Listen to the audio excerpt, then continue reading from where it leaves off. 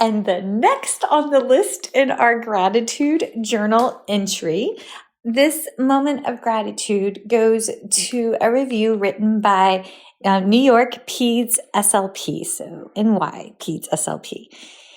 This individual shared that this is their new go-to. So happy I found this podcast. There is such a wide variety of information and guests for the research-hungry pediatric SLP. Michelle and Aaron are so joyful, and you can tell how much they care about our field. I can't wait to see what else they have in store. Thank you. Thank you for getting it. We all want to do better, but we don't have access to research as quickly as some of our colleagues because enjoying a research article oftentimes requires us to pay for access, right? And that's not in all of our budgets, but we still want to do the best that we can. And that's all today's guest. Like today's guest is none other than Dr. Michelle Therrien from FSU. And she is a researcher on building friendships for children and adults with disabilities that are AAC users.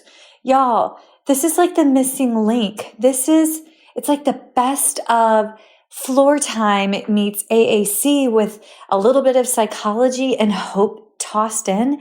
And it's how do we help our students and our patients build a meaningful play connection, and they use AAC.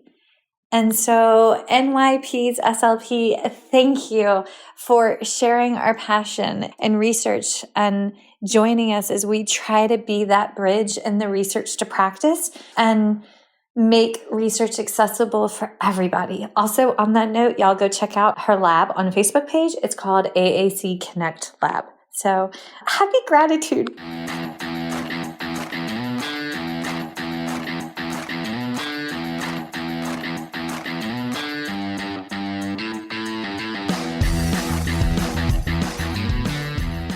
Hi, folks, and welcome to First Bite, Fed, Fun, and Functional, a speech therapy podcast sponsored by SpeechTherapyPD.com. I am your host on this nerd venture, Michelle Dawson, MS, CCC, SLP, CLC, the All Things Peds SLP. I am a colleague in the trenches of home health early intervention right there with you. I run my own private practice, Heartwood Speech Therapy, here in Coletown, South Carolina.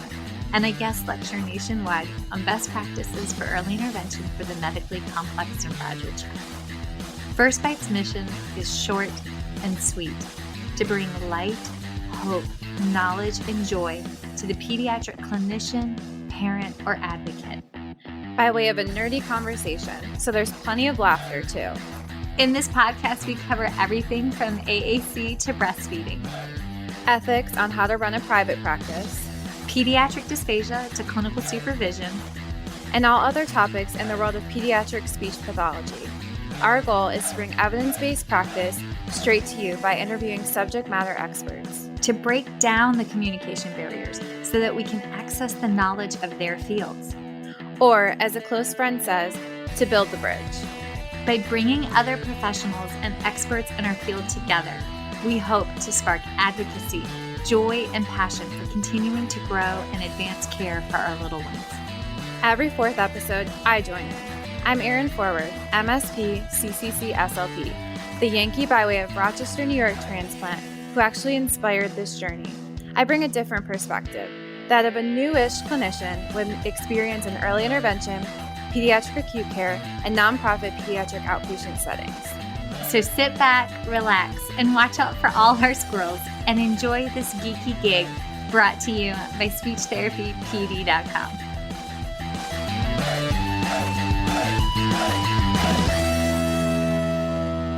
Okay, everybody. Today's guest, I'm kind of geeking out on because I was incredibly socially awkward around the first time that we met because I couldn't believe like she was sitting catty corner and I was like, Michelle, play it cool. Michelle, play it cool.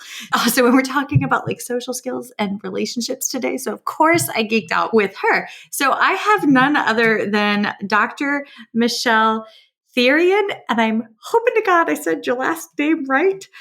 And y'all, she is the researcher with AAC Connect Lab. She's an assistant professor in the School of Communication Sciences and Disorders at Florida State University. And her lab focuses on building connections and making relationships, like building friendships, but from the perspective of individuals across the life continuum that have disabilities and use AAC. I mean, this is like Erin's first or second love in the world of speech pathology is making connections. But how we do that for the little ones and the big ones, but we talk about the little ones here that have an AAC device. And she was right there. And we met at, I didn't even say where we met. I got so excited. We met at the ASHA Planning Committee because she is one of the topic chairs for ASHA 2023 in Boston. So, Dr. Michelle, thank you for coming on. Thank you so much for having me. Yes.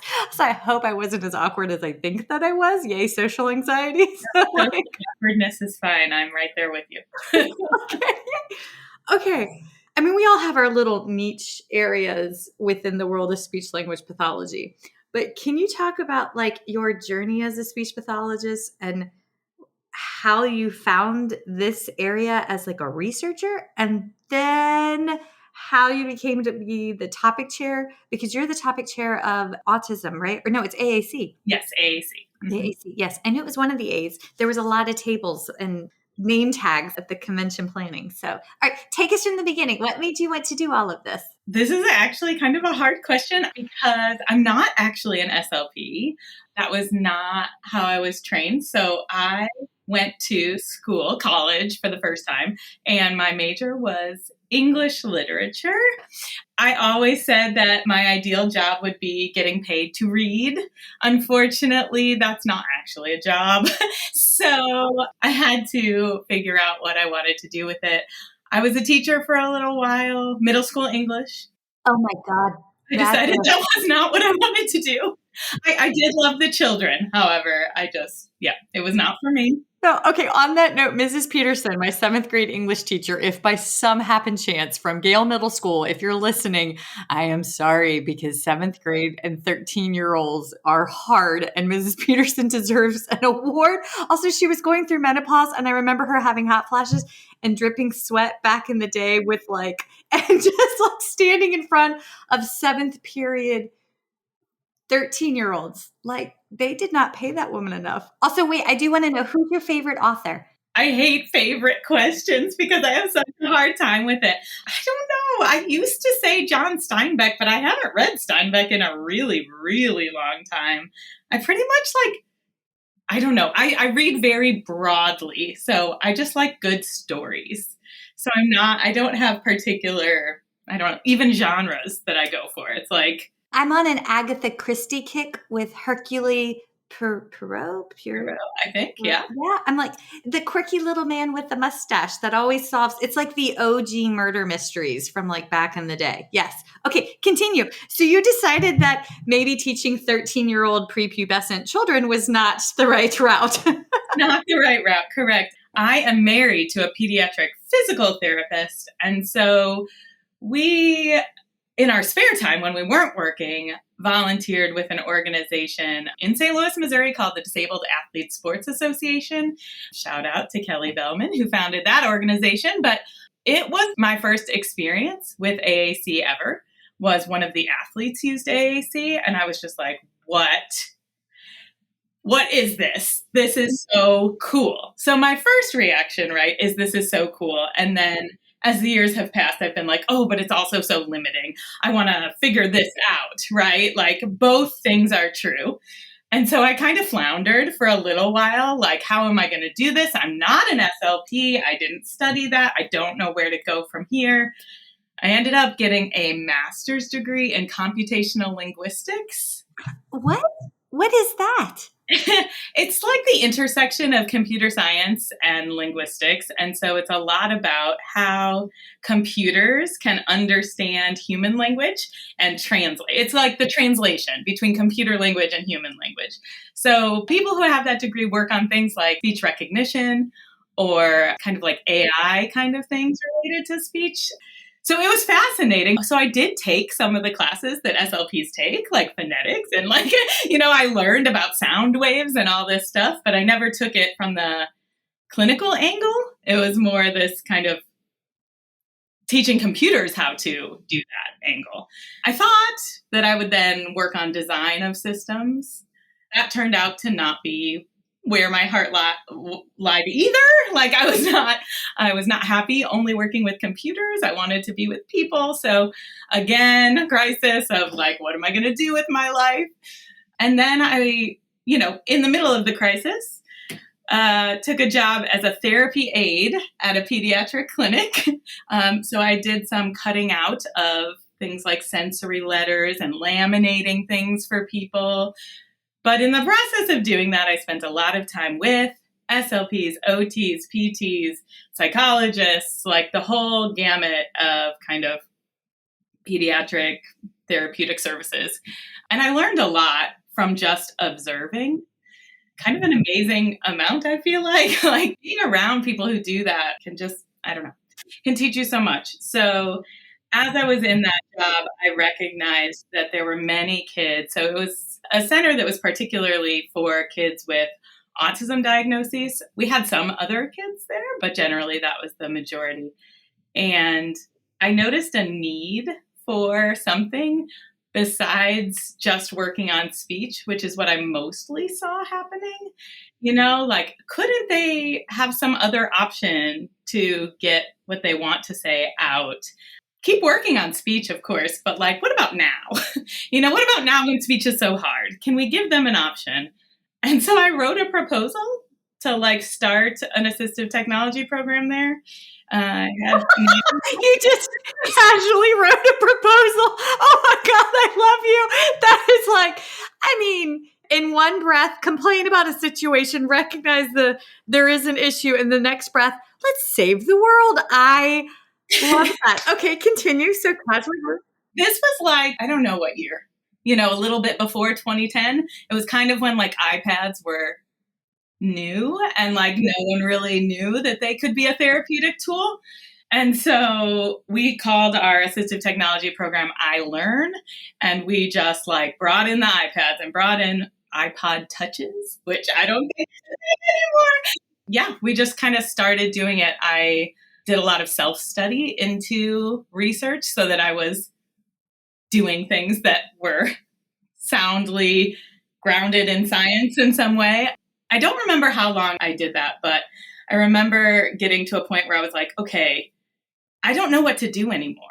Like the answers to my questions, I cannot find by searching the research. And so again, on a little bit of a whim, kind of like the proposal writing, I applied to a doctoral program. Your husband must be of the same genre of mine. I had no sense of what it meant to get a PhD, really. It was more like, I have questions. And these people seem like they probably could help me figure these questions out. And also, I don't know if I really want to do this, but if I get in, I'll deal with it then. I'll answer the question of if I really want this then. So where did you go for your PhD? So I was lucky to get my PhD at Penn State on the AAC Leadership Project, which was a grant funded by the U.S. Department of Ed. And that project has been going, I don't know how long. I'm the worst person for remembering all these details, but it has been going since before I was there, and it is still going today. So anyone interested, you get to work with Janice Light and David McNaughton and Krista Wilkinson and Kathy Drager. It's just like people who have been studying this for a long time and who are really experts in the field. So it was quite an experience. And so that kind of brought me here, I guess. I'm not sure if I answered your question, but I gave you a long answer. Everybody's walk is unique. And it helps us know, like, I love learning about like a speaker at the start of a course, right? Like, what were their personal, intimate experiences that made them fill this void that we didn't even know existed, but all of a sudden you're like, wow, that is a problem, right? And wow, we need to do better. And then you just do, write a grant, write a proposal. I mean, like, we just fix it. Yes. Okay. So you went to FSU, and now did you go straight from Penn State to FSU? I did. I went straight from Penn State to FSU. And I think now that I'm like thinking back on our conversation, a part of your question was about like how I started doing the friendship and the social interaction part. And I think that's actually a good thing to talk about because I'm working with doctoral students right now who are similar to me where they're like, I just think AAC is awesome. Like, okay, but like, okay, we need to find a space for you. Like, what's your space within that? Because AAC seems like a small space. Like, it's okay to just think, I'm going to research AAC, but there are really so many smaller spaces where you can really dig in and become, an expert in a particular area. Caregiver coaching for routines-based early intervention. Can I put that request out? Like, I need that. I need that because you know what? Right now, I think I might literally be the only SLP in the Midlands of Columbia. And y'all, if you're listening and I'm wrong, shoot me a message and tell me. But like, I'm the only one that's doing AAC and EI. And I go to present and people look at me like I'm crazy. They're like, an 18-month-old can't do this. And I'm like, do you want to see the videos where they're telling me what I need to be doing? I have this precious child that she told me this week, and I was trying to understand from her thought process. She has a very robust vocabulary. She's level 3 LAMP at 18 months and navigating this sucker like it's nothing. And she goes over, tells me play, tells me chick, starts flapping and starts looking around. And I'm like, baby girl, what do you want to play? Come on, mama, tell me what you want to play. And she's like flapping and goes back and play chick and then comes back to me with a worm. And I'm like, okay, it's a plastic worm. Sorry, I should clarify. Oh my God, the look on her face. So it's a plastic worm. Santa for Christmas got her this new game to help with her fine motor because we have some brachial plexus stuff going on from complications with delivery. Y'all, brachial plexus injury is an injury in the innervation of the shoulder, and it's compromised her right shoulder down to, it almost looks like torticollis, but it actually impedes how she holds that entire essentially quadrant of her body. So we've been working on like range of motion, crossing midline, like technically PT is, but like, we're interspersing the strategies. But like she wanted to play the baby chick game where she feeds the worm, and she wanted me to imitate her. And then she went to colors and she told me how to play. And it was just like, but like, that's what I need. I need more of that.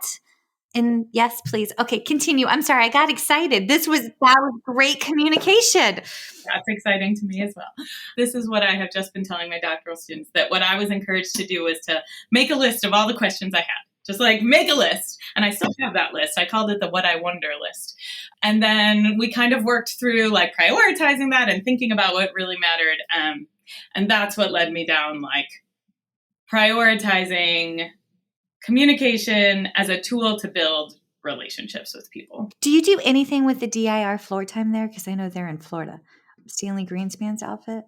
No? No, I do not. That would be a really good idea for one of your students, man. Collaborate there. Okay. One day I want to go back and get a PhD. We'll just add that to the to-do list. In the meantime, we have to pay for archery lessons. So like the 10-year-old, that's where our budget is for the. We got horseback riding, so similar. It's so. Oh, why is it so expensive to have extracurriculars? That's a line item in the Pack Dawson family line items. Okay, so then let's hit the road. Okay, so we've got a lot of ground to cover, but can we start with like, you have this amazing research lab and it's called AAC Connect Lab. Why did you call it? I love the history on why people call their labs these things. I chose that because I feel like one of my main aims is to support connection building generally. So obviously we just talked about friendship and social interaction, and that's kind of the primary connection I focus on, but I don't think that happens in a vacuum. And so I think about the connections between SLPs and researchers. That's like another connection that's really important in order to get our research into the hands of people who can use it and make a difference, right? The connection between teachers and parents, right? Or SLPs and parents, right? Like all of these connections are going to impact the quality of life of the individual who uses AAC. And so that's what I named the lab, so that it would kind of be encompassing of all of those different ways of building connections. And I know everybody's lab is different.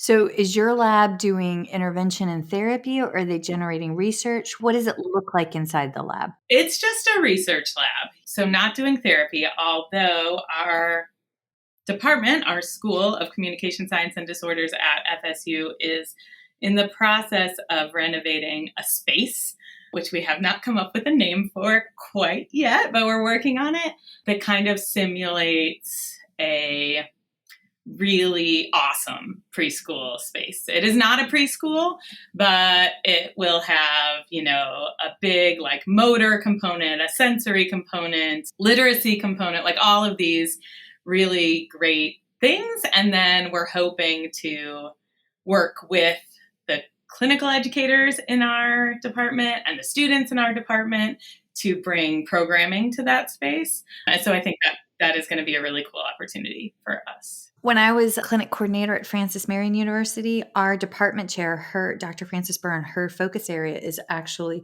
early intervention, but not just within the wheelhouse of birth to 3, but up to 5. And so we had 2 preschool rooms embedded within our clinic, and they were set up just like that. And we had, down to like the flow of the room, like you had your little kidney table or whatever it's called for tabletop activities, which we did great. That was great for the Ph.D. component, like how we engage in pediatric feeding disorders within an early childhood SPED classroom. It was so foundational for those children that in their transition process from IFSP to IEP and like accessing language and like coaching parents through like the routines of a classroom and making it language rich. It was phenomenal. Although my favorite part, honestly, was the little tricycles that we had. And we would ride the tricycles through the labs. And Shell got on the tricycles and was getting it. And we were communicating on our devices, like, watch me, I'm going to beat you. And then That's awesome. My recommendation to FSU is buy tricycles that will support your faculty. The brain break activity for everyone. Yeah, it really was. I was like, but we learn through play. That's how you make a deep connection. It's like, yeah, okay, love this. Okay, when we're going through here, how is this so vital for individuals with disability across the lifespan, that connection? What does that deep connection open for them as a human? Yeah, I think that's a hard question to answer, but it would be a hard question to answer for anyone, right? When I'm writing up the studies that I do related to friendship and social interaction, I always struggle because I have this kind of idea of what an introduction should be, right? You start with X and then you move on to this and then anyway. And I always struggle because of the first thing I want to do is a section on why friendship is important. And I always type and erase and type and erase and type and erase, because why is friendship important to all of us? It's a really hard argument. We all agree, right? I don't think anyone would disagree that friendship is an important part of our lives. And yet, being able to articulate why is kind of I don't know why. It just is, right? We can say what the research says about that, but I don't feel like that captures really why it's important. Right. So certainly there's research out of psychology that says things right, it's protective, right? You have better health outcomes, you have better mental health outcomes. Research out of education says that if you have good social relationships, that your academics improve, right? So these things are shown through the research. And yet, I don't know. To me, it's not important to work on friendship so that academic skills improve. Although I like to use that point to sell it to teachers and administrators that friendship is something they should care about, but to me, friendship is enough of an end. It doesn't have to contribute to something else too. And so it's hard to argue why, but I just feel why. It's giving it the heart. There is nothing worse than being lonely. When you're lonely, everybody sit there for a second. When you're lonely, think about the time that you're lonely, you're vulnerable, you're at risk, you're insecure, it opens the gates for isolation and depression. And all of us at one point in time in our lives have felt those feelings, and our feelings are valid, right? But friendship offers the opportunity to spread joy and love and light. Right. And so much of the research just shows that like people with disabilities in general have access to those experiences in this. I don't want to say in the same way as everyone else, because I don't think everyone else does it in the same way, first of all. And second of all, I don't think that like our goal is always to make it so that everybody experiences things in the same way. That's not really the goal. But if, like you said, people are telling you, I feel lonely, I wish I had friends, right? Then we have to listen, right? And so I think because communication plays such a large role in both developing and maintaining friendship, that people who use AAC are at somewhat of a disadvantage, even if they're really good AAC communicators. Like, even if we're talking about, like, I can compose full sentences, I can, meet most of my communication needs using AAC, even then, there are barriers to friendship that exist for them that don't exist for me because I can use speech, 1000%. Yes. We have a trail that we hike as a family, and it's a phenomenal trail. It's over in Casey, y'all. If you ever come to Columbia or the Midlands part of South Carolina, it's the Casey Trail and the 12,000-year-old park. They found a woolly mammoth there, hence the 12,000-year-old park. Out of context, that doesn't make sense. But the trail is designed for ADL accessibility. So it's very flat, it's very wide, and we passed a eye gaze user on the trail. And my sons were like they're whispering. They're like, Mom, is that like the ones that you use? And he was an adult and propped and wrapped and warm, and because it was kind of brisk outside. And I was like, yes, but Mommy does things with little itty bitty versions. And, we were, as a mom, there's that barrier of, I want them to ask questions and do it in an uplifting, positive way, but I don't want them to cause offense or hurt someone's feelings, right? And all the mommies in the room know exactly what I'm talking about, right? But my husband has an older special needs brother. Our world is a little more open. Disability aware. Yeah.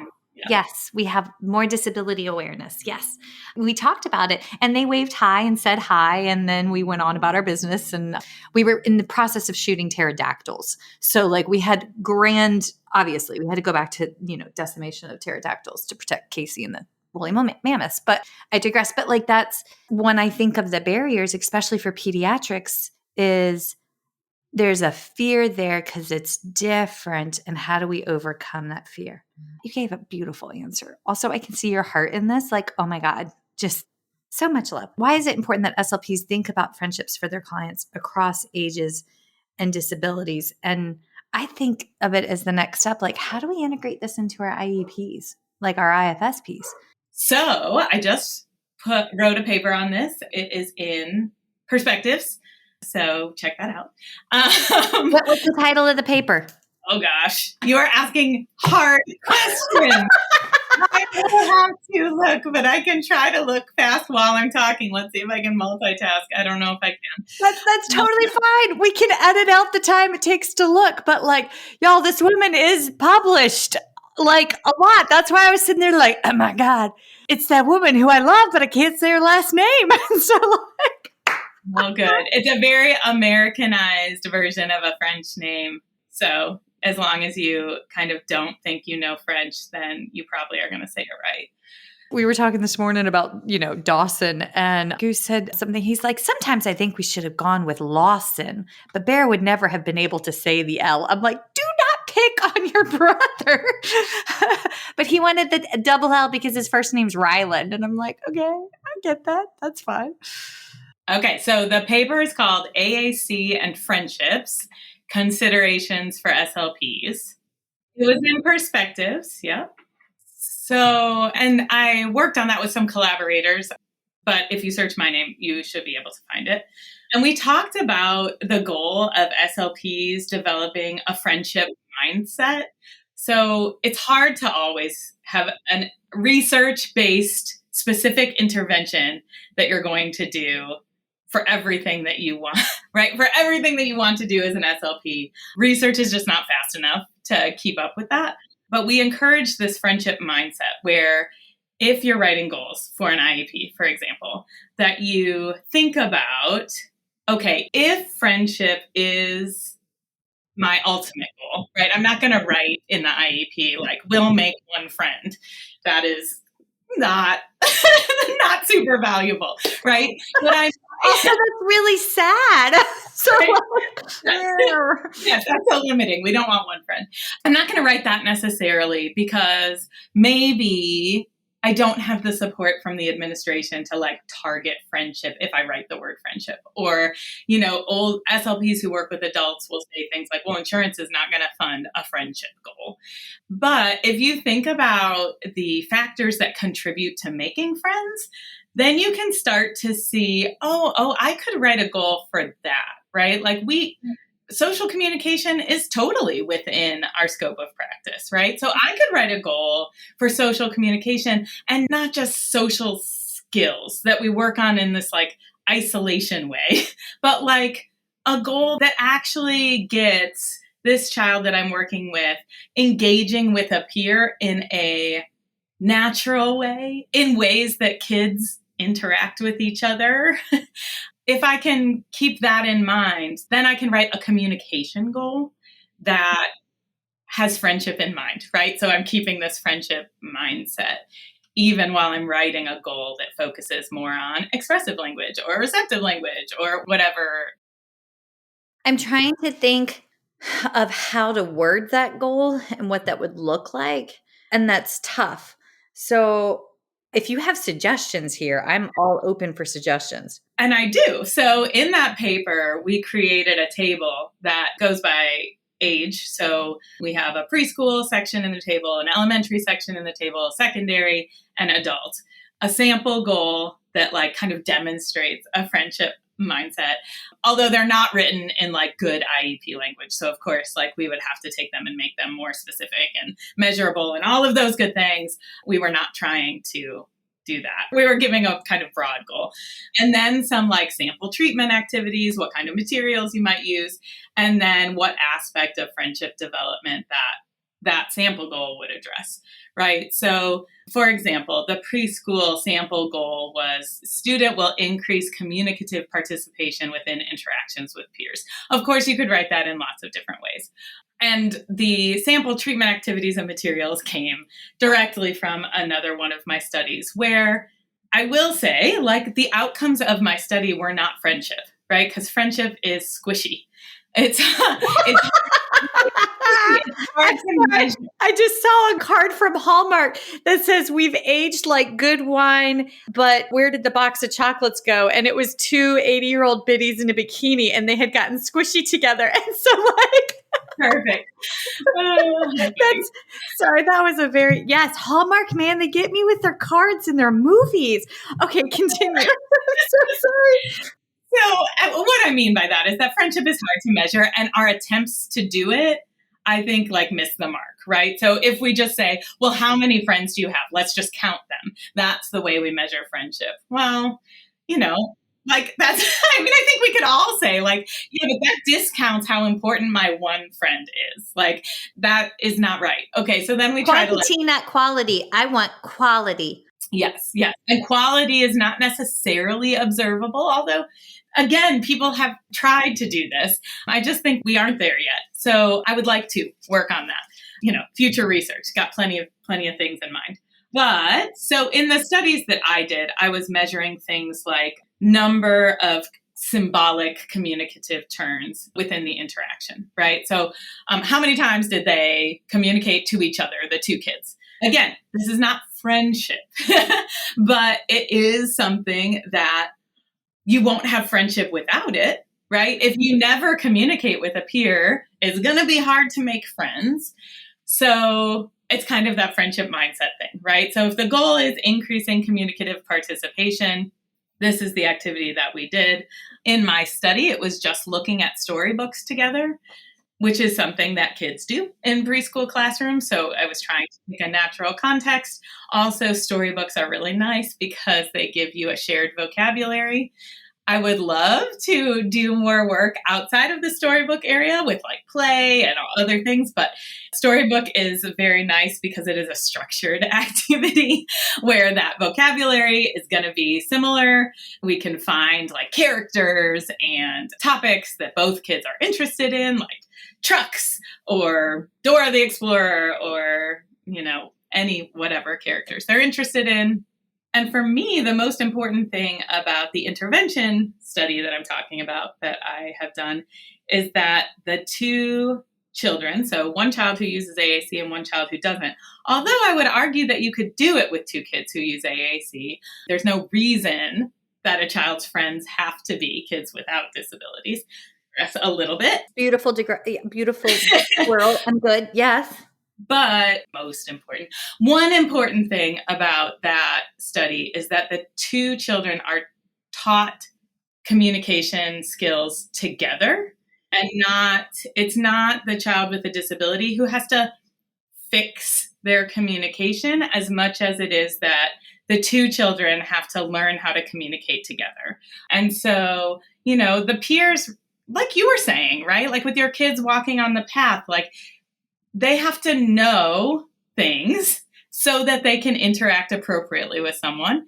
And it's similar for these kids in preschool classrooms, right? If they've never interacted with a child with a disability before, then they are going to need to learn some communication and interaction skills in order to make that interaction successful. So we work with both kids and we teach them that, it's kind of the way a conversation works around a book is that you take turns. So like one person shows their friend something in the book and tells them something about it. And then that person needs to chill and wait and let the other person show something in the book. And so those are the only skills we teach. It is preschool. So we have to keep it pretty like preschool level, right? Like we're not teaching anything super complicated. It's show, tell, and wait. Those are like the key words. I don't know when that's ever fully learned though, because I know some second graders that the wait piece, oof. For sure. And especially with the AAC that we're using as a part of the study. So we're using an iPad, which is cool and everyone wants to touch it. And we're also so what we've done is take the storybook and take pictures of the entire thing and turn it into basically a communication storybook. So it is using visual scene display technology. So they're not using traditional kind of grid-based AAC within this interaction, but it's basically like an ebook that has communication built in. And so it doesn't read the book because when 3-year-olds sit together with each other looking at a book, they don't read it. They look at the pictures and they talk about it and they laugh about it, but they don't actually read it. Yeah, exactly. It's pre-literacy. So they're turning the pages, they're talking about what they see, and that's what it's meant to do. So they can touch different spots on the screen and it might say, if the book is Little Blue Truck, it might say like, look at the blue truck, or what's he doing, or any kind of normal like communication thing that you might say when you're looking at a book. And we try to make them really engaging and exciting for them to do together. So that is kind of one example, going through the goal, the materials, and kind of what you're working on in that. This is amazing. Okay. I'm just trying to troubleshoot how to replicate that. I'm in my head. Sorry, folks. I'm just thinking about like, how can we replicate that more when and create peer interactions for like the prior to 3, because once they turn 3, they're like normally our little ones that are AAC users are here in South, like they get referred to early childhood special education classrooms, right? So like we have that natural progression to there, but it's capturing them before that. So folks, if you have, do you want to hear a dream? I have a dream. Okay, so this is very exciting. I get in my sits bones, folks. It makes me sit up. I want to create a interactive AAC circle time at a public library for toddlers, for the little ones, right? Like that to me would be a phenomenal like activity. We have circle time, and I cherished those memories as a mom of taking my kids to circle time.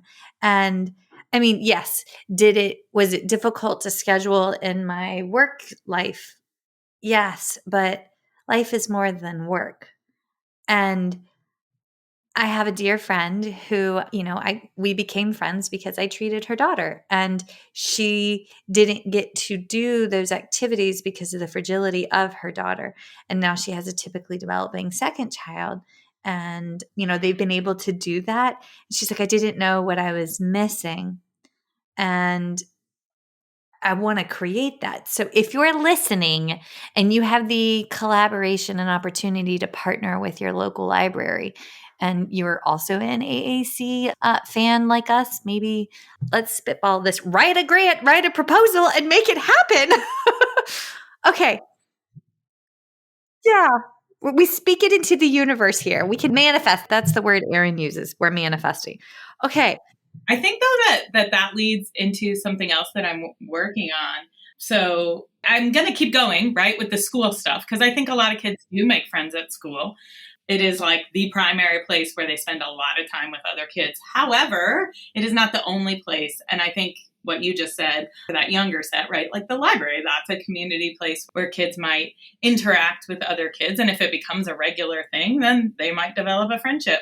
But I have sat and thought about that. Like, where do kids play? Like, where do they play and interact with other friends? So another kind of branch of my research tree, to use the analogy, right, is related to playgrounds and how kids who use AAC experience playgrounds. And so that's kind of in its infancy. I don't have any answers. And I actually get a lot of emails from SLPs when they hear that I do that. Like, what should I do? This is happening. Or like, my school's doing this. Is that good? And I'm like, well, we don't know yet. We don't have answers yet. Research is so slow and we want it to be faster. But I think playgrounds are a good space. And in general, like, all community spaces are things I want to look at, like a children's museum. Like, how could we make a children's museum a place that supports communication and engagement for kids who use AAC? I think there's a lot of opportunities out there. There is. I'm trying to pull it up. There's something called The Good News by a guy named Tank, and they had on here about oh my gosh, I'm trying to find it. I told y'all I don't actually follow that many SLPs on my personal feed. I follow a lot of like happy good news things on my personal feed and social media, and circumference animals. There's a fabulous Instagram page called Round Boys, and it's spherical animals that move and fall and do fabulous things. But one of them was a group of children that created a fundraiser to completely demolish their current playground to make an accessible playground for all. And the children that were fundraising were like, two of our friends couldn't play with us on the playground, and that's not fair to them. They did it for two peers that were in a wheelchair, one of them an AAC user. And I feel like as a society, we need to make a shift that all playgrounds should be accessible, just period, from the get-go. I mean, long gone are the days of the hot metallic slides that we all probably sustain second-degree burns on in the summertime, but like, yes.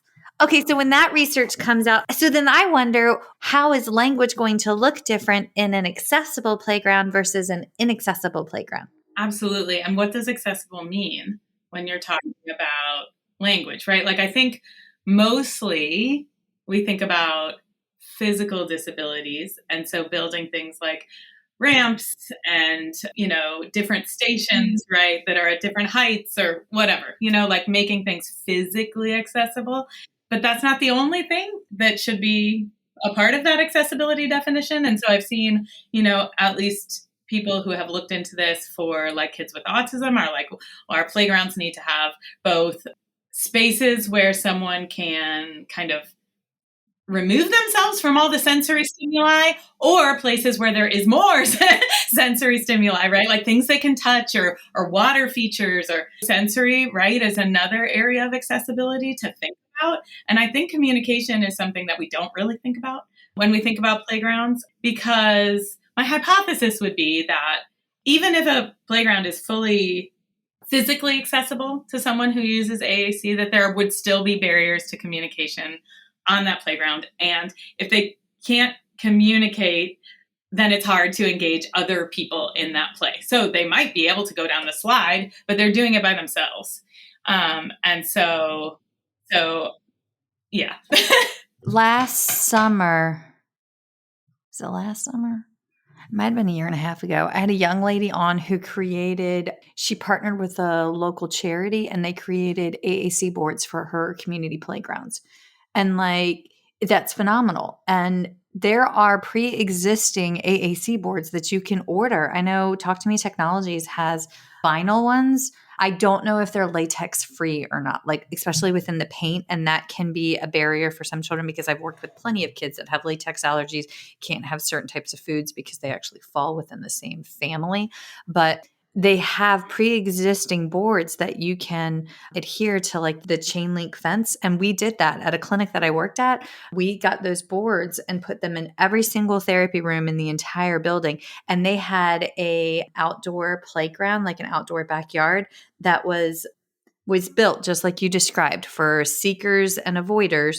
And we had a autistic volunteer, she's an adult, that actually studied visual arts. She hand painted one, and working with her, collaborating her on that thought process, and it changed my selection of vocabulary when we collaborated, because she could bring a neurodiverse lens to the table to say, well, I would prefer this vocabulary because I feel da da da da. And I'm like, okay, yes, because we have to listen to their voices. But yes, continue. That's amazing. I feel like I see lots of those playground boards, and I think it's an awesome first step.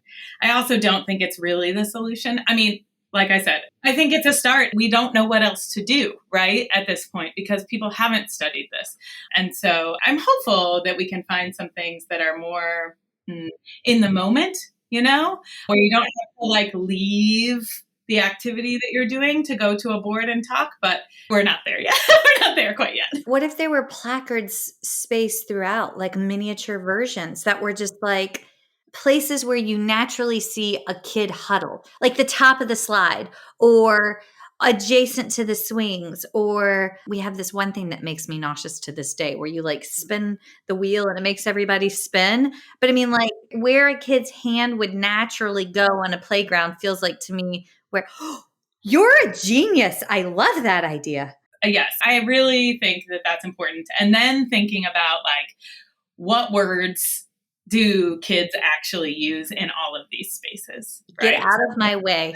That's another space for research, right? Like I want to know what kids are really saying in different places on the playground. Where do they actually play with other kids, and where do they play by themselves? All of those things I think are ripe for research. Just haven't quite done it yet. Okay, if I can help in any way, shape, or form, or if you want to like get my kids to carry a microphone around when they're on a playground, let me know. Pax Austin is game. That is the plan someday. Yes. Oh my God. I'm slightly terrified as to what my Theodore would say with a microphone. Well, that's why you need lots of kids, so that we get averages instead of specific conversations. Yeah. Oh my gosh. Okay. All right. So then what, as an SLP right now in the community, what can I do to support friendship building, like creating the framework or the possibility for my AAC users? Like what, and I know you're talking about like the research being in its infancy, but like, what do I do? Yeah. I mean, I think keeping sorry, now I'm mincing words. I think understanding what friendship really is and actually keeping that in your mind when you're trying to do peer stuff, if peer stuff is a thing you do, is really important. So what I mean by that is, not everybody has the exact same definition of what a friendship is. But if we look at the research on the whole, we see people, including people who use AAC, defining friendship in some similar ways. No one would define a single friendship that way. But if we think about generally the concept of friendship, we talk about we both like each other, right? Like that reciprocal liking is technical terms, right? We both like each other. We would choose to hang out. We have a shared interest that. Right. We have a shared interest. We have an equal status at some level. And I feel like that's one of the hardest ones when we're talking about therapy, because I think that's the one that people forget. So, there are peer tutoring interventions, right? Where I teach a peer to help a child with a disability, which that's great, right? Like we want people to have empathy and to provide support and help. And also, if that's your role, then you're probably not friends. Like you're something, right? But it's more like you're a caregiver, on some level, that you're providing a service. And so it becomes less equal or less, I hate saying equal because I don't think that everyone has to contribute the same thing to a relationship for it to be friendship. And I also don't want to say that helping is not a part of friendship, because it is, right? Like we all would say that our friends help us. But I think if the help is one way, then that sets up a certain dynamic. So something that is tricky is thinking about what's an authentic role that the child who uses AAC can have in whatever I'm setting up, right? Like, I don't want to fake it like they have some skill that they can bring, but legitimately, what can be their job in whatever activity I'm setting up so that they have a valued role in the relationship and are not just the person that is being helped. Yeah, that feels pretty important to me. And when I look at the body of literature around how we're using peers, it is overwhelmingly as mini teachers or mini SLPs, rather than as friends or peers or classmates. And the hard part about that is that it does, all of those studies show that they're effective, right? But then we have to think about what they're effective for. What's the outcome that we're measuring, and is that an outcome that leads to friendship, or is it not? And I don't think there's anything wrong with it if your outcome that you're choosing to work on is not friendship, right? Not everyone has to do what I do. But if you're doing that, thinking that you are helping kids become friends, I think you're wrong. I think you're mistaken there, that you're not actually helping kids become friends. You might be raising their awareness about how to support people with disabilities, right? You might be supporting communication and language development for that child with a disability. But I don't think you're supporting friendship unless you're considering those things. Yeah. So this triggers a thought. This is spot on.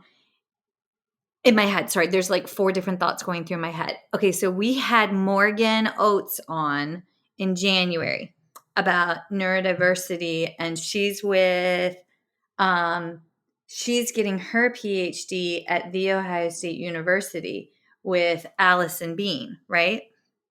Yes.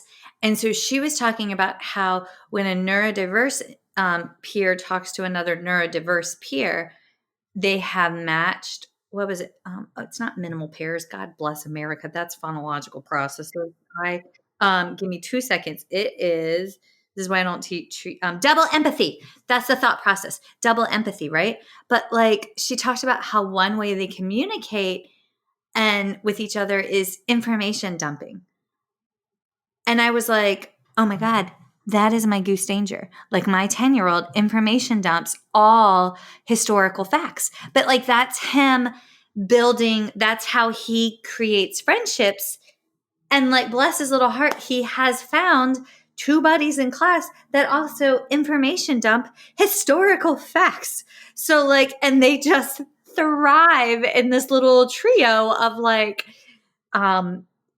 their friendship is based upon information dumping of facts, but like so I'm kind of wondering, and this gets back to additional branches of like research, is if that's how a neurodiverse child builds friendship, is they info dump at each other over a shared topic, but they thrive in this process.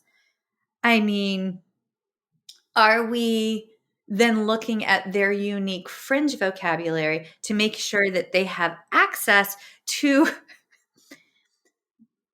the French and Indian War, which I didn't know was like as pivotal a moment in American history as it apparently was, or as my Goose Bear or Boo Bear Dawson, like origami and how you have to fold and create crisp lines, and then there's different types of paper, and then like the papers influence the outcome of, is it to sit and be pretty, or is it functional origami, because you can make origami for a purpose aside from looking.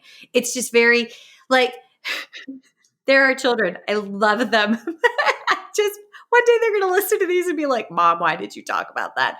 But like, I may or may not also information dump. But this is kind of what I'm thinking. Like, are we sitting back and looking at their unique vocab as it relates to how they could build friendships?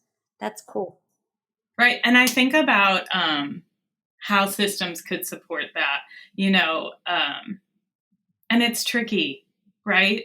Because the more vocabulary you have, the deeper the level, the more organization is needed, the more navigation is needed.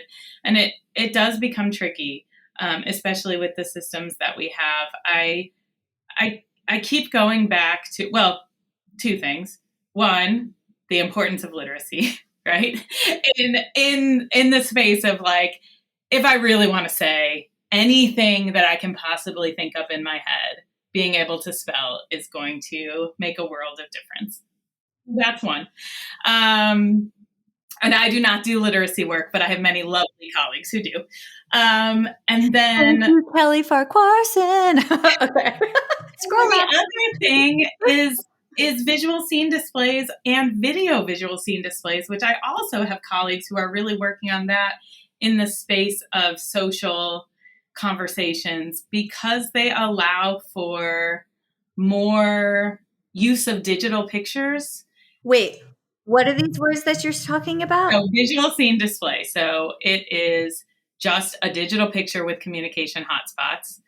A video visual scene display is literally a video that pauses sometimes and you can touch different spaces to say different things. So the 2 combined, I think, expand what we traditionally think of as AAC, and I think that's good. I don't think AAC needs to be one thing, and there are so many possibilities out there. I'm digressing a little bit, but in a conversation with a person with aphasia that I met at a speaking thing, his AAC system was the Photos app on his phone, the calculator on his phone, right? And he was able to communicate with me things that he couldn't say with spoken words because of those 2 apps. And that's AAC. So like, I like to expand what we think of as AAC, but visual scene displays as one component of how we communicate can be so powerful in social interactions because we are used to sharing pictures with friends and videos with friends. Like the thing we do as a society now. I think probably always, but like now it's so easy to take videos, right? Like we don't have those huge home video cameras that we're taking. Like we can do everything with like a teeny little phone, and really all of these AAC systems, dedicated or not, can take pictures. So, being able to take a picture of something cool that you did over the weekend, right, and build in communicative hotspots that tell the story of what you did there and what you learned, what was fun, right? Like in full phrases. It doesn't have to be, but like then you don't have to generate all of those words. You don't have to find all of them in this thousands and thousands of words system. Of course, it takes someone programming that. So there is a downside, but I think there are some really good benefits to being able to do that and share yourself through pictures in that way. Okay. I felt a person in the universe question, but I don't have time to program and I can't bill to program. Aha! But you actually can. Pull up the ASHA Super Bill for speech language pathologists and you will find CPT codes for reimbursement for you spending an hour with the patient's device and actually programming it. So if you're under a productivity parameter, which let's be fair, most private practice SLPs have to meet productivity, there is a measurable tool that you can then bill for to program that child's device and get reimbursed for your time to show your supervisors that not only is this necessary for the outcomes of this patient, this child, to be able to communicate and engage, but you're also still meeting your productivity chart. So like, and that's a real barrier in the world for practitioners that like sucks, but like it can be overcome. But if you just know the right tools, ASHA Super Bill, it's right on ASHA. Just type into Google, it's a PDF. There, done. Perfect, Okay. Good. These are the things that as a not a practicing SLP, I am not an expert in. I got you. This is great. Okay. One, I have a request. Can you please introduce me to the people that are doing the research on a visual scene displays and all of these, like that put the movies in? Because I want to know more about that. Yeah, absolutely. Okay. And then we're like over on time and I have to be respectful of your time. So 2, can we come back and do this again in the fall? Or winter? Absolutely. This is great. Okay. And then I always, can you share your information where people can find you?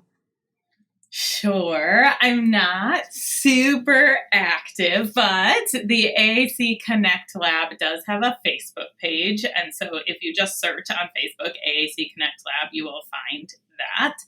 And then I do have a Twitter, although Twitter is so weird these days, but it is at Dr._MC Thayer, Therr, which is the beginning of my last name. So that's an option. You can always search my name and email me at work. I get lots of emails from SLPs. Something that many people don't know is that authors can share their work, their published work. So if you're having trouble accessing it because you don't have a subscription or that your place of work doesn't have one, feel free to email and we can share that with you. Awesome. Okay. And then my last question, if anybody has a little extra love money, which that's what my grandma calls it at the end of the month. I say calls it as if she's still living, but I know she's right there. Where would you recommend they could donate to, or is there an organization that you'd like to support? You mentioned the Disabled Athletes of St. Louis, but like, what can they do? Yeah, well, we are going to actually have FSU puts on a Great to Give campaign. It is not open yet. It's like a 1-day or 2-day thing, so I can send it to you. Although actually, that might happen before this airs, so we might be able But they can at least be ready for it next year. So what is it called? Yeah, so this year we are proposing a small fundraiser to support the development of that like space that is for like not a preschool, but kind of like preschool type programming, and for the development of the outside space related to that. So that's something that we are doing. That's the FSU's Great Give. And then you just kind of have to search communication science and disorders. But like you said, Disabled Athletes Sports Association in St. Louis is a great organization. They are not like specific to AAC and Friendship, but they do really great work. And they got me going in this field. So that would be a good option too. Awesome. Michelle, thank you. Thank you so much for coming on. This was awesome. It was fun. Folks, if you're listening, you can find us at First Bite Podcast on Instagram. That is automatically attached to the First Bite Podcast Facebook page. So whatever, unless I screw up the hyperlink, whatever I post on Instagram shows up on the Facebook page. And if it doesn't, you can guarantee that I posted it and I screwed it up somehow. But check us out there. I'm always so grateful when you get on the First Bite Apple page and give us a review after you listen to an episode. We love your kind words. And thank you for being with us on our nerdy SLP adventures and journey to expedite research to practice. Feeding Matters guides system-wide changes by uniting caregivers, professionals, and community partners under the Pediatric Feeding Disorder Alliance. So what is this alliance? The Alliance is an open access collaborative community focused on achieving strategic goals within 3 focus areas: education, advocacy, and research. So who is the Alliance? It's you. The Alliance is open to any person passionate about improving care for children with a pediatric feeding disorder. To date, 187 professionals, caregivers, and partners have joined the Alliance. You can join today by visiting the Feeding Matters website at www.feedingmatters.org. Click on PFD Alliance tab and sign up today. Change is possible when we work together. That's a wrap, folks. Once again, thank you for listening to First Bite, fed, fun, and functional. I'm your humble but yet sassy host, Michelle Dawson, the All Things Peds SLP. This podcast is part of a course offered for continuing education through speechtherapypd.com. Please check out the website if you'd like to learn more about CEU opportunities for this episode, as well as the ones that are archived. And as always, remember, feed your mind, feed your soul, be kind, and feed those babies.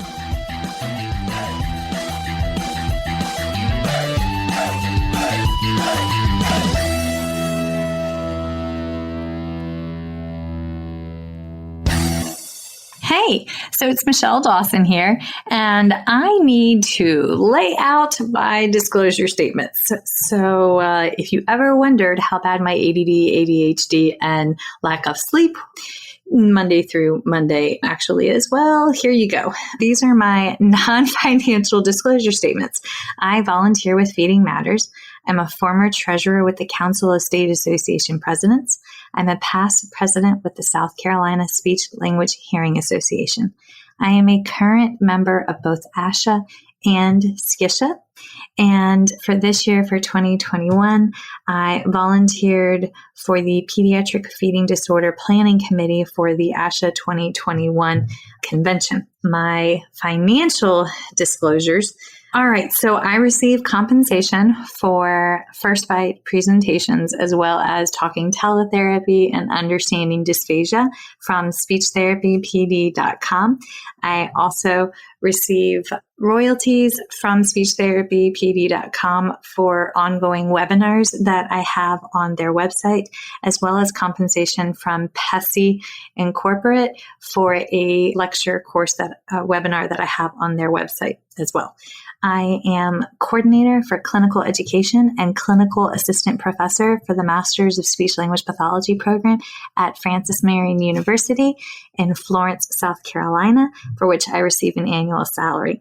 I also receive royalties from the sale of my book, Chasing the Swallow, Truth, Science, and Hope for Pediatric Feeding and Swallowing Disorders, that I self-published and is available on Amazon. And I do receive royalties from the accompanying 13.5-hour CEU for the book from speechtherapypd.com. So yeah, I stay pretty busy, but those are my financial and non-financial disclosures. If you ever have any questions, please feel free to reach out. All right. Thanks, y'all. Bye. The views and opinions expressed in today's podcast do not reflect the organizations associated with the speakers and are their views and opinions solely.